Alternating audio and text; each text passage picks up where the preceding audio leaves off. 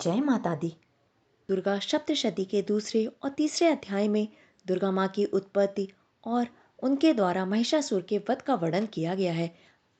आज हम आपको दुर्गा सप्तशती के चतुर्थ अध्याय के बारे में बताएंगे, जिसमें देवताओं द्वारा देवी माँ की स्तुति का वर्णन किया गया है। नमस्कार दोस्तों, मैं दीक्षा शुक्ला अपने चैनल शक्ति भक्ति कथा वंदना संग्रह में आप सभी का हार्दिक स्वागत करती हूँ। आज के इस वीडियो में हम आगे बढ़ते हुए दुर्गा सप्तशती के चतुर्थ अध्याय के बारे में जानेंगे। तो चलिए इसको सुनते हैं। चतुर्थ अध्याय में देवी माँ की महिमा को विशेष रूप से उजागर किया गया है। इसी में था दुर्गा सप्तशती के चतुर्थ अध्याय के बारे में राजा सूरत और व्यापारी को बताते हुए कहते हैं कि इस अध्याय में महिषासुर के वध के पश्चात सभी देवता अत्यंत प्रसन्न होकर देवी दुर्गा की स्तुति करने लगे। उन्होंने देवी की महिमा का गुणगान करते हुए कहा, या देवी सर्वभूतेषु शक्ति रूपेण संस्थिता नमस्तस्तै नमस्तस्तै नमस्तस्तै नमो नमः। हे माँ, आप इस समस्त ब्रह्मांड की शक्ति हो। आप इस जगत की उत्पत्ति, पालन और संहार करने वाली हो। देवताओं ने कहा कि आपकी कृपा से ही यह सृष्टि संतुलित रहती है और जब जब अधर्म बढ़ता है तब तब आप स्वयं प्रकट होकर धर्म की रक्षा करती हो। देवताओं ने यह भी कहा कि माँ दुर्गा की कृपा के बिना कोई भी प्राणी शक्ति और बुद्धि प्राप्त नहीं कर सकता। वे ही भय का नाश करने वाली, संकटों को दूर करने वाली और भक्तों को अभय प्रदान करने वाली है। देवताओं ने माँ दुर्गा को जय जय करते हुए नमन किया और उनसे संसार की रक्षा करने का भी अनुरोध किया। देवताओं ने माँ दुर्गा के विभिन्न स्वरूपों की स्तुति की और उनसे वरदान प्राप्त किया। या देवी सर्वभूतेषु शक्ति रूपेण संस्थिता नमस्तस्तै नमस्तस्तै नमस्तस्तै नमो नमः। देवताओं ने माँ दुर्गा की शक्ति के रूप में यानी महाकाली के रूप में वंदना की, जिन्होंने दुष्ट शक्तियों का नाश किया है। उन्होंने माँ से वरदान मांगा कि जब जब अत्याचारी और राक्षसी शक्तियाँ धर्म पर संकट लाएंगी, वे अपने प्रचंड रूप में प्रकट होकर उन्हें नष्ट करेंगी। इसके बाद उन्होंने माँ लक्ष्मी को या देवी सर्वभूतेषु लक्ष्मी रूपेण संस्थिता नमस्तस्तै नमस्तस्तै नमस्तस्तै नमो नमः। माँ दुर्गा की लक्ष्मी रूप में वंदना करते हुए देवताओं ने कहा कि जो समृद्धि, ऐश्वर्य और शक्ति की अधिष्ठात्री देवी है, उनको मैं नमस्कार करता हूँ। देवताओं ने माँ से यह वरदान प्राप्त किया कि वे भक्तों को धन, समृद्धि और उन्नति प्रदान करेंगी।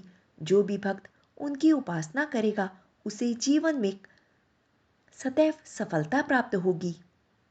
इसके पश्चात देवताओं ने माँ के सरस्वती रूप की वंदना करते हुए कहा, माँ देवी सर्वभूतेषु विद्या रूपेण संस्थिता नमस्तस्तै नमस्तस्तै नमस्तस्तै नमो नमः। जो ज्ञान, बुद्धि और विवेक की देवी हैं, उनसे देवताओं ने यह वरदान मांगा कि जो भी व्यक्ति श्रद्धा और भक्ति से उनकी आराधना करेगा, उसे माँ दिव्य ज्ञान और बौद्धिक क्षमता प्रदान करेंगी। उसके बाद देवताओं ने माँ के चामुंडा रूप को नमन किया। इन्होंने चंडमुंड नामक राक्षसों का संहार किया। उन्होंने माँ से वरदान मांगा कि जब भी अहंकार और अन्याय बढ़ेगा, तब तब माँ अपने चामुंडा स्वरूप में प्रकट होकर उसे समाप्त करेंगी। देवताओं ने माँ के अन्नपूर्णा रूप की वंदना करते हुए कहा कि जो समस्त संसार को अन्न और पोषण प्रदान करने वाली हैं। देवताओं ने माँ से यह वरदान प्राप्त किया कि वे सदा अपने भक्तों को अन्न जल से परिपूर्ण रखें। देवताओं ने माँ के भद्रकाली स्वरूप की स्तुति करते हुए कहा कि जो काल का नाश करने वाली हैं, उन्हें मैं नमस्कार करता हूँ और आपसे प्रार्थना है कि जब भी कोई दुष्ट शक्ति धर्म का नाश करने का प्रयास करे, तब आप भद्रकाली रूप में प्रकट होकर उसका विनाश करो।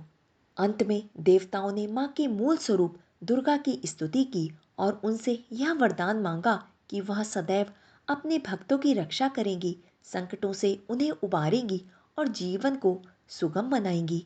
देवताओं ने देवी से निवेदन किया कि जब भी धर्म पर संकट आए, वे फिर से अवतरित होकर संसार की रक्षा करें। देवता देवी से प्रार्थना करते हैं कि वे पूरे विश्व का पालन करें और सभी कष्टों को दूर करें। वे देवी के स्वाहा और स्वधा रूप को भी नमन करते हैं, जो कि यज्ञ और पितरों को तृप्त करने के लिए आवश्यक हैं। वे यह भी कहते हैं कि देवी वेदों, ज्ञान और संसार की उत्पत्ति एवं पालन करने वाली शक्ति हैं। ये देवतागण देवी से यह वरदान मांगते हैं कि जब भी वह देवी को याद करे, तब देवी उनकी रक्षा करे। वे प्रार्थना करते हैं कि जो भी व्यक्ति देवी की स्तुति करे, उसे वह समृद्धि, धन और सफलता प्राप्त करे। देवी माँ देवताओं की स्तुति से प्रसन्न होकर उनको आशीर्वाद देती हैं और यह कहती हैं कि जब जब धरती पर किसी प्रकार का संकट आएगा, जब अधर्म बढ़ जाएगा, तब तब वह अधर्म और अत्याचारियों को नष्ट करने के लिए इस धरती पर अवतरित होंगी। और यह कहकर देवी माँ वहां से अंतर्ध्यान हो जाती हैं। इसी के साथ चतुर्थ अध्याय समाप्त। अगर आपको यह जानकारी पसंद आई हो तो आप मेरे वीडियो को लाइक, सब्सक्राइब, अपने दोस्तों और फैमिली मेंबर्स के साथ शेयर अवश्य करें और कमेंट में जय माता दी अवश्य लिखें। धन्यवाद।